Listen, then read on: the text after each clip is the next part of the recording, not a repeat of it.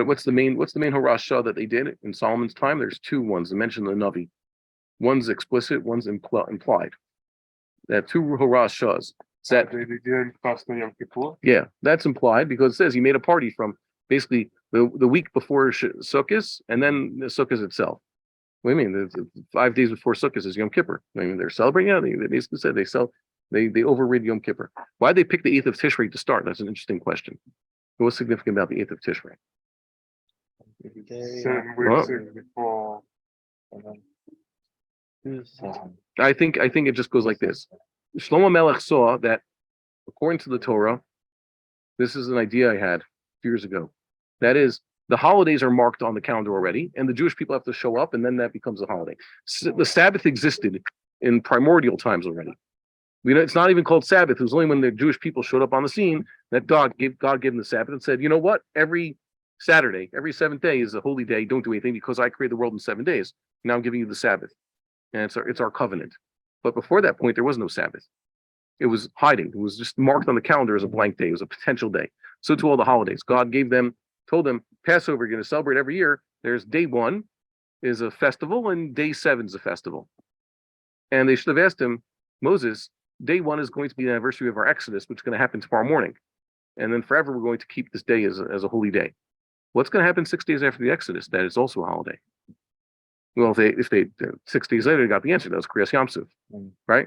And Rosh Hashanah was a day. What was that? That was the day man was created, 1st of Nisan. So that became a holiday. Moses came down from Tishrei. Moses came down from the mountain on 10 of Tishrei, and that became Yom Kippur. Tisha B'Av is supposed to be a holiday. Navi already said so. We haven't turned it into a holiday yet. There's 4 holidays that are waiting. There are 4 potential holidays on the calendar that have not yet realized their potential. Shmini Atzeret is one of them. What happened on the 15th of Tishrei? So the Vilna Gaon points out the clouds of glory came back to the camp. Yeah, that's basically because the Vilna Gaon also says we have an essay there.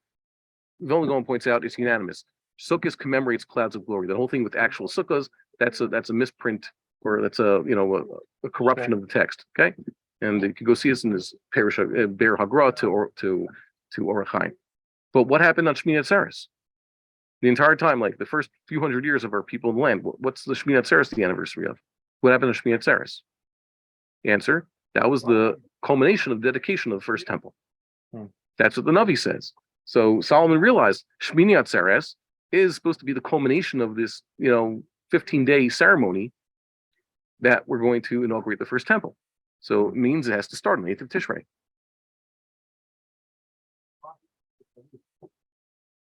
Why does it say Sukkot? How did he know that? Because you need 7 days to get things going.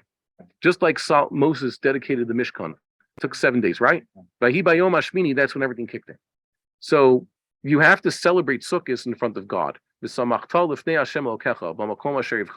And the mitzvah of lulav is specifically in front of God, right? It's a temple mitzvah. So Solomon realized that Sukkot is the beginning of this celebration before God. And the 8th day of this festival is the culmination of this dedication of the temple. The 8th day is forever going to be going down in history. What Shmini Atzeret is the anniversary of the completion of the dedication of the first temple in Jewish history. That's why it's a holiday. It was marked on the calendar like that. For a few hundred years of Jewish history, it was a blank day. Like, what were we celebrating? I don't know. They could have just scratched their heads. Maybe a Navi could have told them one day it's going to be, you'll understand this. But for right now, it's just a potential holiday. And you have to do, if the ceremony begins on the first day of Sukkot, that means you have to have a week of dedication, miluim, preceding it, just like the first Mishkan. Therefore, the dedication had to start on the 8th of Tishrei. Okay, they did it Shivas Yamim and Shivat Yamim. Well, why are you connecting it to Circus specifically? Because throughout Sukkot, it says that you have to celebrate it before God, and the taking of the lulav, the mitzvah, is doing it before God. It's a 7-day commandment. Lulav doesn't count even. Only the first day is it taking the lulav. Only the lulav, the mitzvah of just doing that is before God in the temple. Like what we tried to do. Remember, we tried to do Arava also. Arava is only a mitzvah on, let's say, the 2nd day of Sukkot where? Or 3rd day of Sukkot where? in the temple, which is why we took the Aravas to the temple this past year, right? We renewed the mitzvah. Why we do that? Because it says this is celebration. It says Rambam and others say Simchas Beis HaShoeva, the biggest shebang of the entire Jewish year, the greatest festival is Circus. That's when you celebrate before God. So you can read the usual sources there, drawing divine inspiration. So Circus is the festival where everybody goes in front of God, more than any other pilgrimage. So you need the 7 days before Circus so that you have a proper temple. Yeah. to use So for you have Circus. you have to do it. It all starts on Circus. It's already fully temple. And how is Shmini Atzeret tied to? Shmini Atzeres is the day, the culmination of this dedication of the temple, What makes it the culmination? because that's what it says happened in Sefer Malachim. That was the final day when they all realized they saw God and everything, and they went home, and Solomon dismissed them. We read this as the Haftarah for Shmini Atzeres, at least in Chutz La'aretz still. This used to be the Haftarah for Shmini Atzeres here in Israel, but now because they do Simchas Torah on Shmini Atzeres, you only read that as the Haftarah, the first part of Yeshua. So you miss it. But the dedication of the temple took place on Sukkot, but the culmination thereof on Shmini Atzeres. That's what happened in Jewish history. Otherwise, Shmini Atzeres, you have to say, is what happened on Shmini Atzeres that it's a holiday even. Every other holiday is the anniversary of something, or is marked on the calendar something. Shabbos is the day God rested when he created the world. And Shavuos is what, giving the Torah and everything, right? Yeah. Yeah. And Passover is the Exodus. The seventh day of Passover is the Yom Kriyas Yamsuf, right? And even the Rav Sadia going, what do you call Sukkot? What do you call the seventh day of Pesach? Yeah, the day of getting rid of the bad guys. Okay, there's the day that the Egyptians were drowned. All our holidays are the anniversary of something. So for many hundreds of years of Jewish history, Shmini Atzeres was just a potential holiday. Right. Nothing happened in Jewish history before that. So yeah, it was a good question. I guess we need to see the psukim that Oh, here you go. Here's are the Tanakh. so like explicit about Yeah, so here it is. Ready? It's in Malachim and Divrei Yamim. So let's see. Did I mark it in this Tanakh? I remember speaking about this on Simchas Torah years ago. That the Israelis missed this out. Shmini Atzeres is the culmination. Okay. Bayomahu kidash hamelech etoch chatzar asher lifnei Beit Hashem ki asa sham et haolav v'mincha v'ed chavei hashlamim ki mizbach nechosh asher lifnei Hashem katom me'achil et haolav with hamincha v'ed chavei hashlamim. So that was the second thing I wanted you to say. That the other horasha was they used the entire floor of the temple as mizbeach. Why? Because the altar was too small to handle all the animals. Vayas Shlomo ba'ita hi et hachag. At that time, so we were just talking about this whole thing. This time of dedication, he made the festival. The chag is always Sukkot. V'chol Yisrael imo kahal gadol mivo chamath ad nachal Mitzrayim.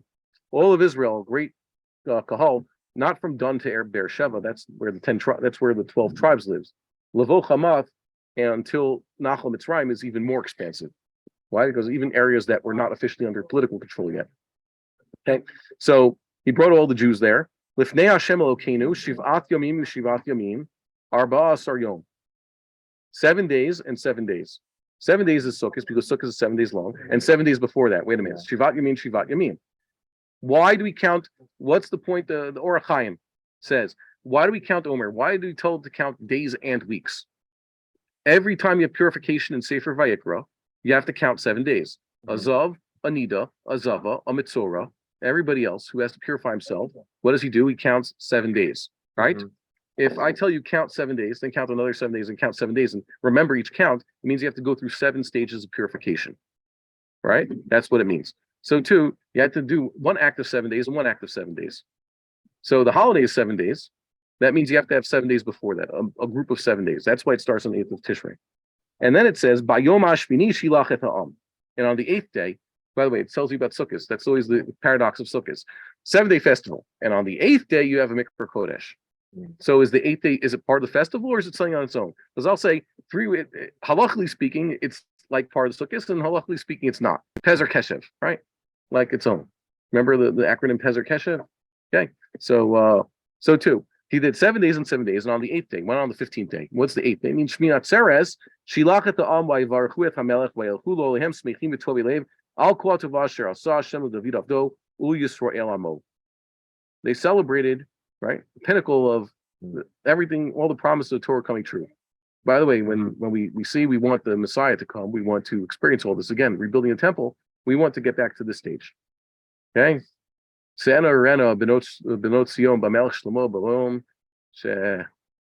I'm forgetting my pasuk. Yom Chatuna Tov, Yom Simchat Libo, Ba Tarashi Torah Lo Imo. Okay, the Torah that his mother gave him. It's like the day of giving of the Torah.